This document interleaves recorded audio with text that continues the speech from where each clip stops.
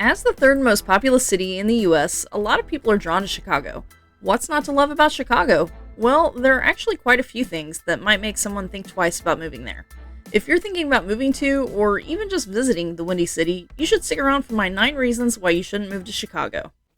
Number 9. Taxes, taxes, and more taxes. That's the common refrain you'll hear in these parts. Chicago isn't alone in that, though. It seems that everyone hates taxes. Some people give their place cute nicknames over it, like Taxachusetts, but Chicago doesn't really lend itself to a finance-related moniker. Tax-a-go-go, maybe? For most of Illinois, taxes are pretty much average, but Chicagoans get gouged. They're taxed on everything and by everyone who can possibly tax them. In Illinois, the general sales tax is 23% higher than the national average, at 6.25%. That doesn't seem so bad, right? But then you have to factor in that Cook County has an additional 1.75% added to it, and the city of Chicago also gets their take. They have an additional 1.25%.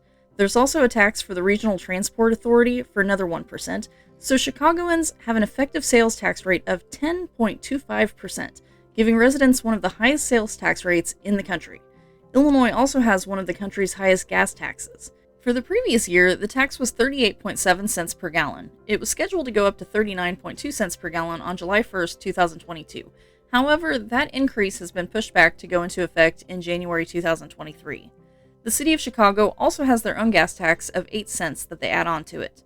If you plan on becoming a homeowner, Chicago isn't the best place to do that either. Illinois has the second highest effective real estate tax after New Jersey, but each individual county sets their own rate, so it varies from place to place. And in Chicago, the homeowners have a pretty significant burden compared to other areas. Earlier this year, the tax assessor stated that residential properties in the area were assessed an increase of 10% in value, so naturally taxes will go up as a result. Then there's another piece to the puzzle. In 2021, the mayor decided that the real estate tax rate in Chicago would be tied to inflation, so when inflation is up, taxes are up. Chicago also taxes some weird things, just because they can. Like bottled water, for example. There's a tax that charges an extra 5 cents for every bottle of water purchased, which can really add up if you're buying by the case. These are just a few of the taxes that Chicagoans deal with. There are actually many, many more that affect them daily. Number 8. Weather. For a lot of people, the type of climate can make or break a city or state. Different people have different wants when it comes to climate, so it's not a one-size-fits-all category, but Chicago weather is known to make many people unhappy. The city of Chicago lies within the typical hot summer humid continental climate and supposedly experiences 4 distinct seasons. I would say that it's more like just 2. Summers are hot and sticky with frequent heat waves. In a normal summer, temperatures reach at least 90 degrees on as many as 23 days. Winters are frigid and snowy. They say spring and autumn are mild, short seasons typically with low humidity. I wouldn't consider them to be seasons at all. Neither are really long enough to be full seasons. You might get a week or two of pleasant weather in May and September. That's about it. The rest of the year is either unbearably hot or unbearably cold, so it's not a place for someone who likes mild weather. Chicago also gets quite a bit of rainfall, with most of it being brought on by thunderstorms, with an average of 38 per year, and the average snowfall is 37.1 inches. Number 7. Employment. If you live and work in Chicago, there's a chance you might be underpaid. In the United States, the median household income is $64,994. The state of Illinois is a little bit better at $68,428, but the city of Chicago comes in below both of those at $62,097. With the lower income amount, it's not shocking that the poverty rate is higher in the Windy City. Their rate is 17.3% compared to the state rate of 11% and the national rate of 11.4%. They also have a higher unemployment rate than expected. According to the U.S. Bureau of Labor Statistics, the unemployment rate for Chicago in June 2022 was 4.9%, while that of the nation is 3.5%, so the city is a little worse for wear in that category. However, if you work in a specialized type of job, maybe you'll do just fine. In Illinois, the top 3 largest industries are restaurants and food services, elementary and secondary schools, and construction. In Chicago, the top 3 are healthcare, professional, scientific, and technical services, and educational services. Number 6. Traffic. Just within the city limits live approximately 2.75 million people. If even a quarter of them own a vehicle, that's a lot of traffic. And that's not even counting all of the people who live in surrounding areas that make their way into the city on a regular basis, or tourists who are visiting. The Illinois Department of Transportation reports that in Cook County for 2020, There were over 27 billion annual vehicle miles of travel, and that was less than usual thanks to the pandemic. The previous year saw 32.2 billion annual vehicle miles traveled, which has been the average number for the last 5 years. On a daily basis, Cook County had 74 million average daily vehicle miles traveled. Then there's the time investment when you get behind the wheel. Depending on the source you look at, Chicago has a round-trip commute of between 52 and 70 minutes, so that's a lot of wasted time for workers. All of that driving makes Chicago dangerous for drivers, passengers, bicyclists, and pedestrians. Cook County typically accounts for around 1/3 of the fatal accidents in Illinois. Chicago recorded 139 traffic deaths in 2020, which was a 45% increase from the previous year. There were also 39 pedestrian fatalities. Chicago has been trying to find ways to deal with the issue. Mayor Lightfoot and the City Council changed the threshold for speed camera limits from 10 miles an hour down to 6 in an effort to get drivers to slow down.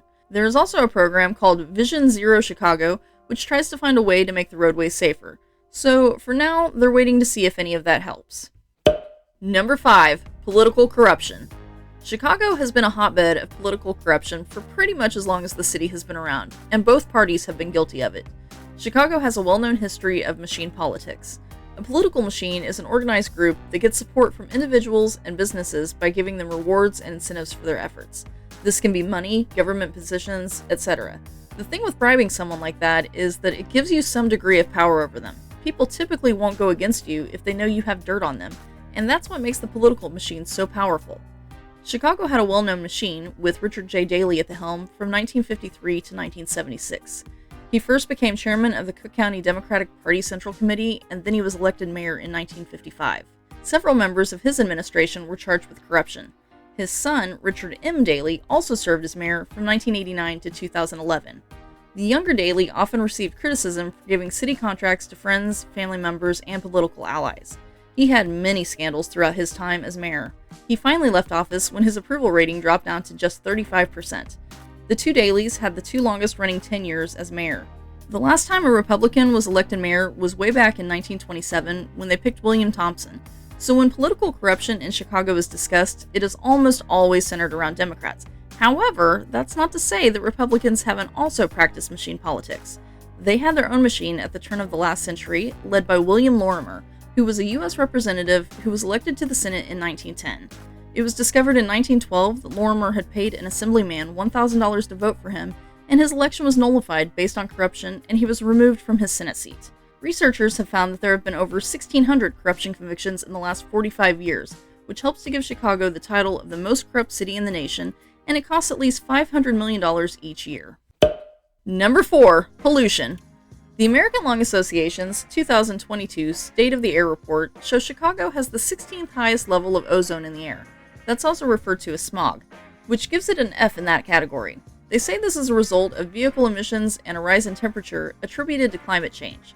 They showed that for the years 2018 to 2020, Chicago had 44 days of high ozone. In the category of annual particle pollution, Chicago was ranked 22nd out of 226 metropolitan areas. The American Lung Association says that this is a result of high power plant emissions, as well as local industrial and mobile sources. For 24-hour particle pollution, Chicago was given the 75th spot. And then there's the water pollution.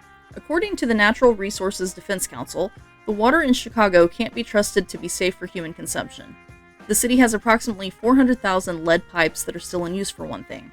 That's about 80% of the water pipes in the city. Illinois actually has more lead service lines than any other state, with over 1.4 million in use.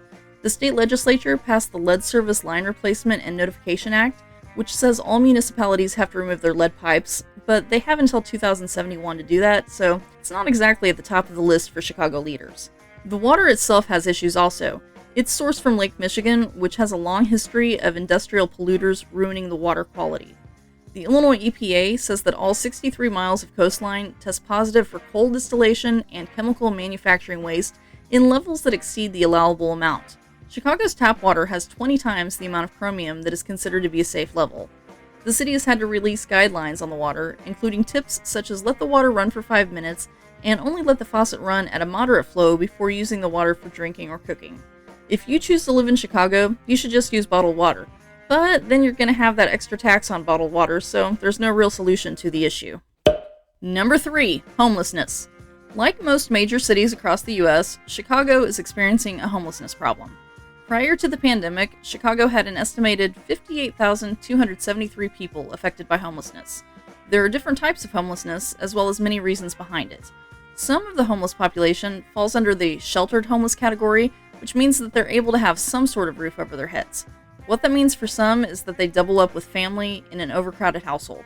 This is the most common form of homelessness for families, according to the Chicago Coalition for the Homeless.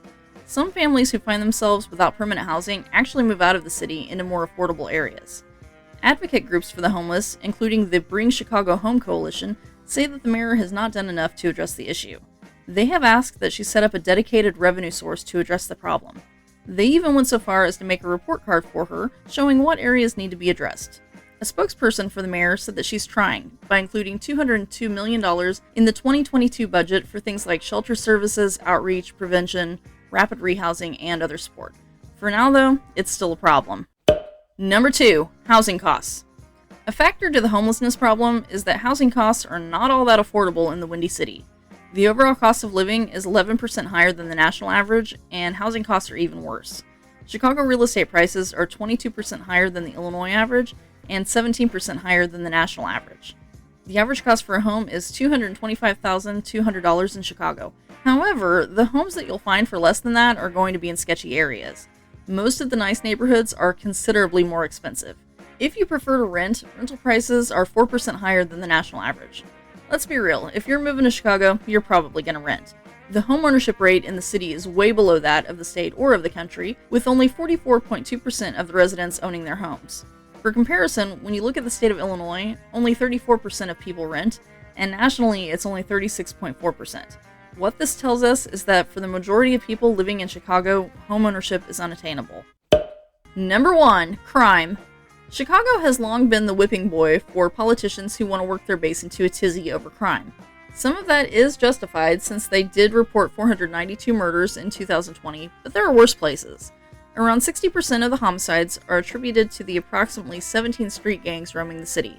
The homicide rate has been trending down though, and Chicago is nowhere near being the murder capital of America. That would now be New Orleans. Chicago isn't even in the top 10 anymore. They came in at the 28th place, at least according to WalletHub. In addition to the murders, there were over 25,000 other violent crimes committed during the last year that were reported by the FBI, as well as 80,742 property crimes. That puts Chicago's overall crime rate at 67% above the national average, and the violent crimes are 143% higher. You have a 1 in 26 chance of becoming a victim of a crime, and Chicago is safer than only 5% of US cities. Chicago is not an easy place to live. What other reasons do you have for why someone shouldn't live in the Windy City? Let me know in the comments. I hope you enjoyed this video. If so, hit the thumbs up and subscribe if you haven't already. Thank you so much for watching. Until next time, I remain stuck in the Kernfield.